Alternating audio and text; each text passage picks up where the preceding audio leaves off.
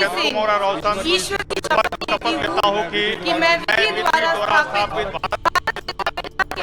सच्ची श्रद्धा और निष्ठा रखूंगी। मैं भारत की प्रभुता और अखंडता में सुन। बिहार वालों के लिए आज का दिन काफी महत्वपूर्ण है। दुनिया भर के तमाम हिस्सों में रहने वाले बिहारियों की नजर आज बिहार पर है। पटना के गांधी मैदान में एक बार फिर से इतिहास रचा गया है। नीतीश कुमार 10वीं बार मुख्यमंत्री पद की शपथ लिए हैं। हमने आपको प्रभात खबर पर वो तमाम वीडियो, वो तमाम तस्वीरें दिखाई हैं। आज हम इस वीडियो में बातचीत करेंगे कि नीतीश कुमार के साथ साथ और कौन कौन से नेता, कौन कौन से विधायक मंत्री पद की शपथ लिए हैं। नमस्कार, प्रभात खबर में आपका स्वागत है। मैं हूं आपके साथ राजकमल। तमाम मुद्दों पर बातचीत करने के लिए हमारे साथ प्रभात खबर के पॉलिटिकल एडिटर मिथिलेश जी हैं। हम इनसे जानेंगे कि आखिर किन किन विधायकों ने मंत्री पद की शपथ ली है, उनका इतिहास क्या है। सबसे पहले तो स्वागत है सर आपका। धन्यवाद। आज का दिन काफी ऐतिहासिक माना जा रहा है बिहार वालों के लिए। निश्चित रूप से जो 3 महीने की मशक्कत चल रही थी, चुनाव की प्रक्रिया, चुनाव प्रचार का शोर, उम्मीदवारों का चयन, वोटिंग, आज उसकी अंतिम परिणति चुनाव के बाद नई सरकार के गठन के रूप में बिहार वासियों को देखने को मिला। और बिहार को एक नई सरकार मिली है जिसके मुखिया नीतीश कुमार बने हैं और वे 10वीं बार मुख्यमंत्री पद की उन्होंने शपथ ली है। नीतीश कुमार के कैबिनेट में कई विधायकों ने मंत्री पद की शपथ ली है। इसमें कई नए चेहरे भी जुड़े हैं। वो कौन कौन से नाम हैं जिन्होंने मंत्री पद की शपथ ली है? देखिए, मुख्यमंत्री के अलावा 26 मंत्रियों ने शपथ लिया है और ये ऐसा कैबिनेट है जिसपे आपको कई रूप दिखेंगे। जैसे मुख्यमंत्री नीतीश कुमार खुद बिहार विधान परिषद, जो ऊपरी सदन कहा जाता है, उसके सदस्य हैं। तो 2 और मंत्री बने हैं, वो भी विधान परिषद के सदस्य हैं। एक अशोक चौधरी जो जदयू कोटे से मंत्री बने हैं और दूसरे बीजेपी के कोटे से जो दिलीप जायसवाल प्रदेश अध्यक्ष है भारतीय जनता पार्टी के, वो एमएलसी है और वो बीजेपी के कोटे से मंत्री बने हैं। तीसरी जो एक नई बात है, एक ऐसे मंत्री भी बनाए गए हैं जो अभी किसी भी सदन के सदस्य नहीं है। मैं बात कर रहा हूं दीपक प्रकाश का। दीपक प्रकाश राष्ट्रीय लोक मोर्चा कोटे से मंत्री बने हैं और वो पूर्व केंद्रीय मंत्री उपेंद्र कुशवाहा के बेटे हैं। फिलहाल वो किसी भी सदन के सदस्य नहीं है, लेकिन संवैधानिक जो प्रावधान है उसके मुताबिक उन्हें अगले 6 महीने में दोनों सदनों में से किसी एक सदन का सदस्य बनना अनिवार्य होगा, तभी उनका मंत्री पद सुरक्षित रह पाएगा। इसी तरह हम देखें, अगर पार्टी वाइज देखें तो भारतीय जनता पार्टी के सबसे अधिक 14 मंत्री बने हैं। जदयू के मुख्यमंत्री को जोड़ के शामिल किया जाए तो वो उनकी संख्या 10 हो जाती है।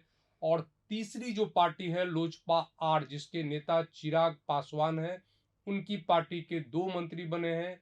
जीतन राम मांझी की पार्टी हम से 1 मंत्री बने हैं और उपेंद्र कुशवाहा की पार्टी से 1 मंत्री बने हैं। और इसमें एक और नई बात की 9 ऐसे सदस्य हैं कैबिनेट में जो पहली बार मंत्री बनाए गए हैं। सबसे पहले हम उन्हीं की बात करेंगे। इनमें वो कौन कौन से चेहरे हैं?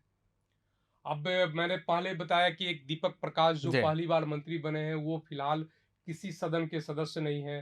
फिर श्रेयसी सिंह जो लगातार दूसरी बार वो विधायक बनी और उनको मंत्री, वो सबसे युवा चेहरा इस कैबिनेट के, नीतीश कुमार की कैबिनेट के सबसे युवा चेहरा जो है वो श्रेयसी सिंह है। उम्मीद की जा रही है कि उन्हें युवा मामले, खेल मामले, इन चीज़ों का उनको मंत्रालय मिल सकता है। मंत्रालय विभाग उनको मिल सकता है। दूसरी बात हम करें तो रमा निषाद, वो पहली बार बनी है, मुजफ्फरपुर की रहने वाली हैं। कैप्टन जय प्रकाश नारायण निषाद जो थे, उनकी ये बहू हैं। इनके पति अजय निषाद मुजफ्फरपुर से सांसद रहे हैं और इस बार ये मुजफ्फरपुर की औराई सीट से चुनाव जीतकर भारतीय जनता पार्टी की टिकट पर आई हैं और ये पहली बार मंत्री बनाई गई हैं। फिर हम बात करें अरुण शंकर प्रसाद, ये मधुबनी जिले के खजौली विधानसभा सीट से जीत कर आए हैं और ये सूड़ी जाति होती है, एक वैश्य समाज का एक कैटेगरी है, उस समाज से आते हैं और मधुबनी जिले का ये मिथिलांचल का प्रतिनिधित्व करेंगे। फिर हम बात करें लखेंद्र कुमार रोशन ये पहली बार भारतीय जनता पार्टी के टिकट से जीते भी हैं और पहली बार ये मंत्री बने हैं। पातेपुर जो वैशाली विधानसभा सीट है, उस सीट से इन्होंने राष्ट्रीय जनता दल की प्रेमा चौधरी को हराया है और ये पहली बार विधायक बने और मंत्री भी बने। संजय कुमार सिंह की बात करें, महुआ से ये चुनाव जीतकर लोजपा आर चिराग पासवान की जो पार्टी है उससे इन्होंने जीत हासिल की है और ये मंत्री बनाए गए हैं। ये वही संजय सिंह है क्या जिन्होंने महुआ में आरजेडी के किला को ध्वस्त कर दिया है? निश्चित रूप से आरजेडी के जो मुकेश रोशन थे और निर्दलीय या जेडीडी जो जेजेडी, पार्टी जनशक्ति जनता दल तेज प्रताप यादव ने बनाई थी, उन सबको पराजित कर संजय कुमार सिंह ने विधानसभा का चुनाव जीता है और वो मंत्री बनाए गए हैं। इसी तरह उनकी पार्टी के ही संजय कुमार जो बखरी से चुनाव जीत कर आए हैं वो भी मंत्री बनाए गए हैं। कुल 9 ऐसे चेहरे हैं जो पहली बार कैबिनेट में उन्हें जगह मिली है। ये तो नए चेहरे हो गए। अब एक बार हम उन चेहरों पर नज़र डाल लेते हैं संक्षिप्त में। जो बीजेपी कोटे से बनाए गए हैं उनका नाम ले लेते हैं, फिर जेडीयू कोटे से जो बनाए गए हैं उनका, फिर उसी तरीके से जो अन्य पार्टियां हैं। तो बीजेपी कोटे से बात करें, जो 14 मंत्री बनाए गए हैं उनका नाम क्या क्या है?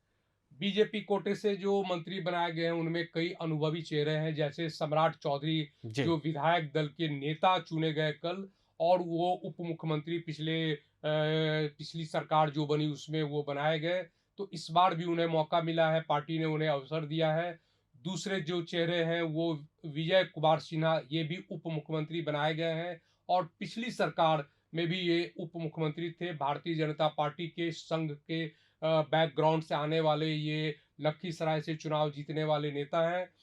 बीजेपी की बात करें तो मंगल पांडे जो ब्राह्मण समाज से आते हैं और सिवान से वो पहली बार विधानसभा का चुनाव जीत कर वो आए हैं। इससे पहले विधान परिषद के वो मेंबर थे और अब उनको विधान परिषद की सीट से इस्तीफा देना होगा। पिछली सरकार में वो स्वास्थ्य और विधि विभाग के मंत्री थे। फिर इसी तरह बात करें नितिन नवीन जो पथ निर्माण मंत्री थे पिछली सरकार में, वो पटना के जो बांकीपुर सबसे प्रॉम्प्ट सीट है उस सीट से चुनाव जीतकर आए हैं, वो फिर एक बार मंत्री बनाए गए हैं।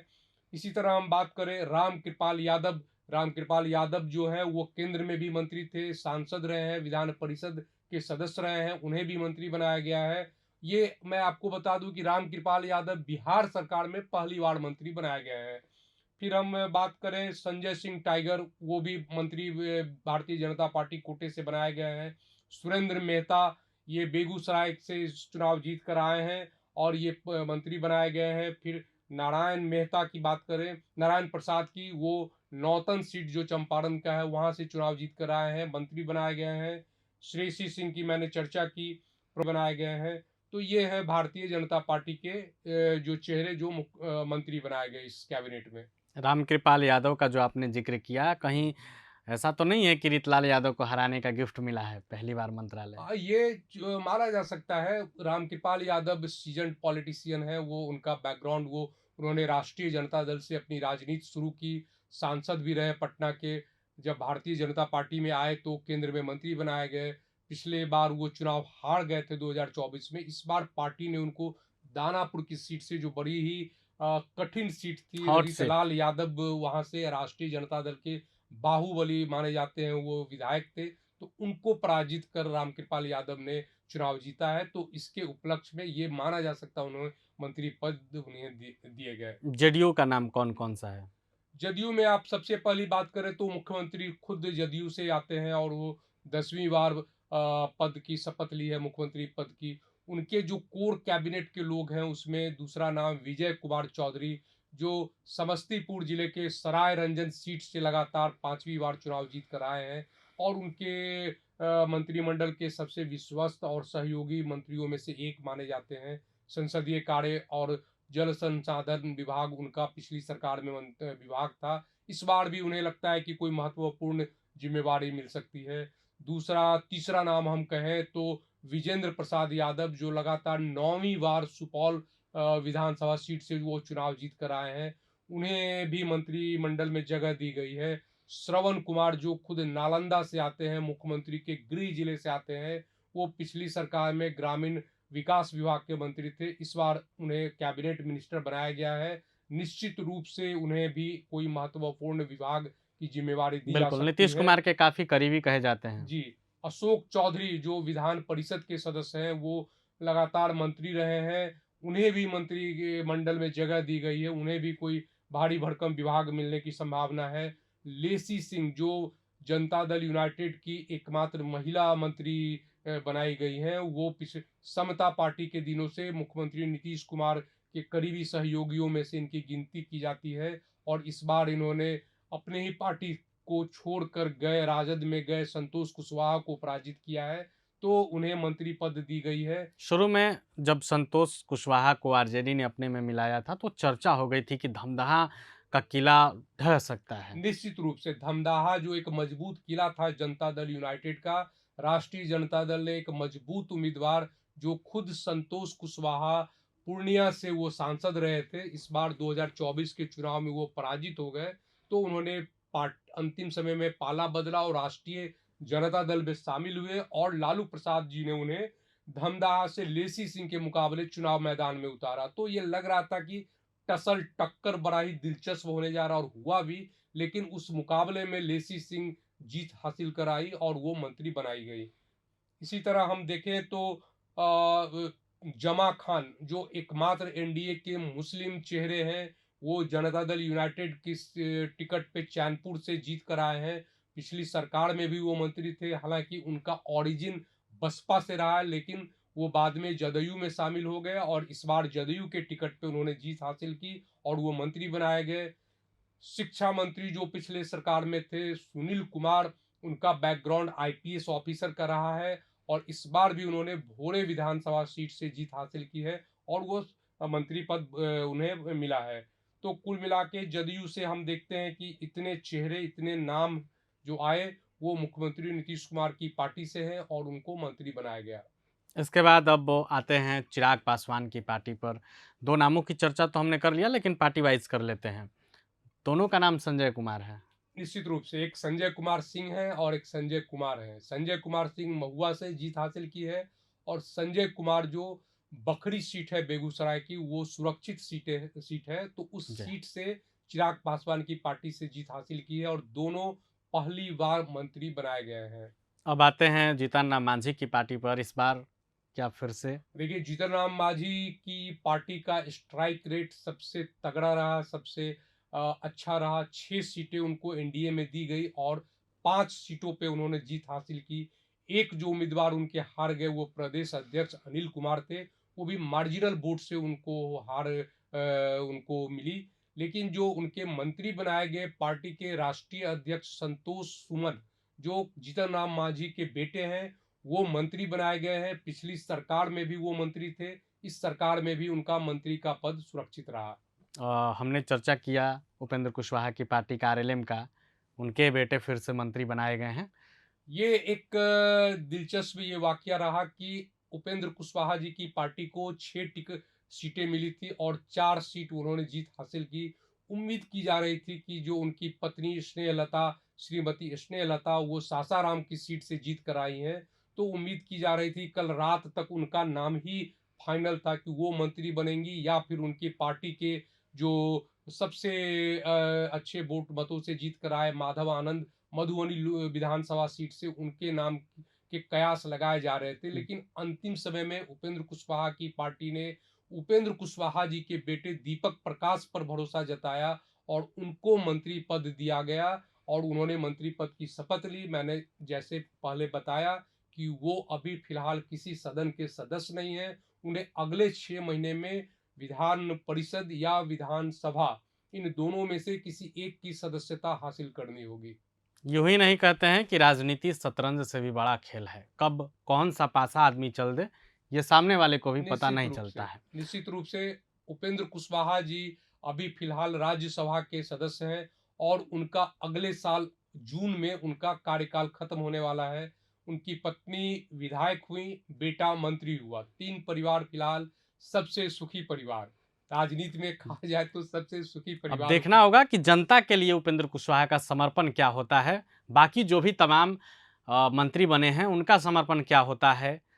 इस वीडियो पर आपकी क्या राय है? आप अपनी राय भी कमेंट बॉक्स में रखेंगे। वीडियो देखने के लिए आपका धन्यवाद। प्रभातखबर.com, विश्वास वही, रफ्तार नहीं।